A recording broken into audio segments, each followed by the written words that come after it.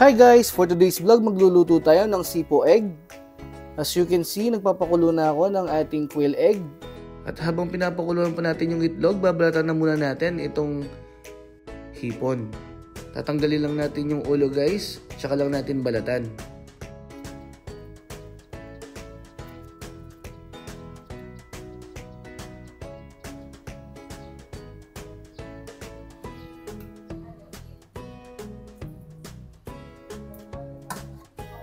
Kapag nabalatan na natin lahat, itatabi na muna natin yan.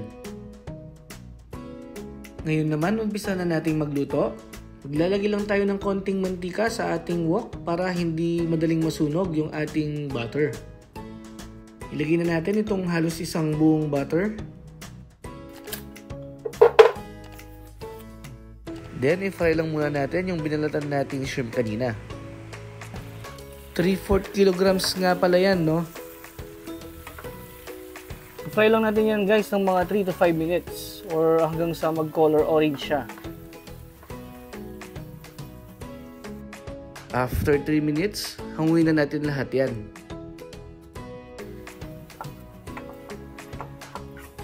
Pagkatapos, itabi muna natin yan. Next natin yung fry itong ham. 1/2 kilogram yan. Ayan, hiniwa ko lang siya ng ganyan kaliit na pa-cube. Hindi ko na pinakita kung paano siya hiwain. Madali lang naman gawin yan. I-fry lang din muna natin yan sa butter ng mga 5 minutes.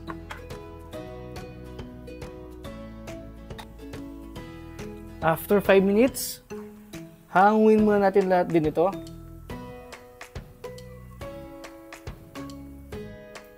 Ayan guys, diyan itatabi na din muna natin. Next naman natin gagawin, magigisa na tayo. Maglalagay na tayo ng 6 cloves na minced garlic.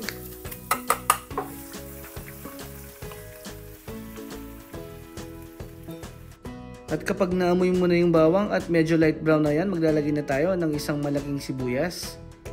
Hiniwa ko lang siya ng ganyang kaliit. And then, tuloy lang natin yung pag-isa ng mga 1 minute or hanggang sa lumambot yung sibuyas. After 1 minute, maglalagay na tayo ng 250 grams na carrots. Hiniwa ko lang din yan ng medyo maliit na pa-cubes. Maglalagay din tayo ng 250 grams na corn, yung naka-can. Tsaka itong green peas guys, 250 grams din. Then, tuloy lang natin yung pag-isa ng mga 5 minutes.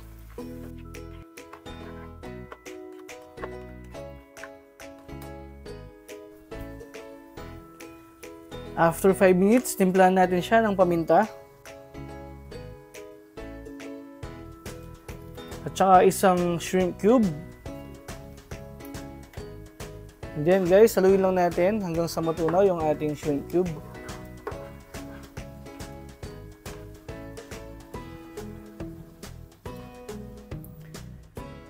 At once natunaw na yung shrimp cube, ibalik na natin itong finry natin ham kanina. Tsaka natin haluin ulit at ituloy lang natin yung pag-isa ng mga 2 minutes pa.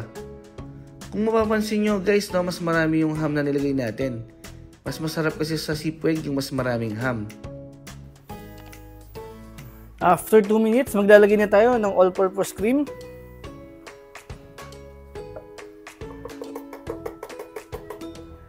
At saka isang latang cream of mushroom.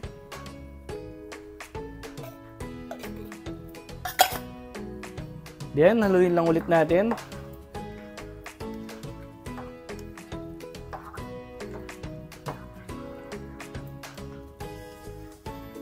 Grabe guys, ang sarap ng amoy niya.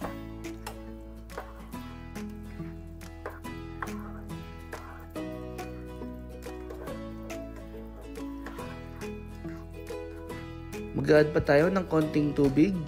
Naglagay lang ako ng konting tubig dun sa box ng Nestle cream natin para masimot na rin natin yung Nestle cream. And then halu-haluin lang natin yan at lulutuin pa natin yan ng mga 5 to 8 minutes.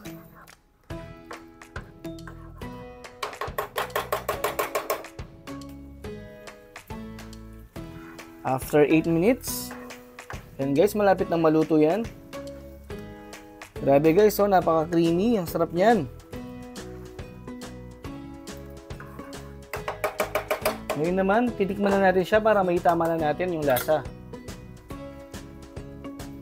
Pero I think guys, okay na to, no? Pero titikman muna natin para sure.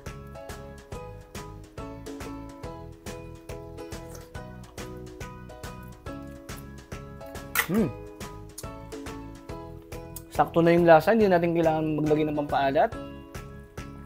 Maglalagay na lang tayo ng konting paminta pa. Diyan, ilagay na rin natin yung itlog natin na nilaga kanina. Tapos, haluin lang ulit natin. Yung quail egg natin guys, 30 pieces yan. Kung gusto nyo mas marami, pwede naman kayo magdagdag. Yan lang kasi yung nabili ko.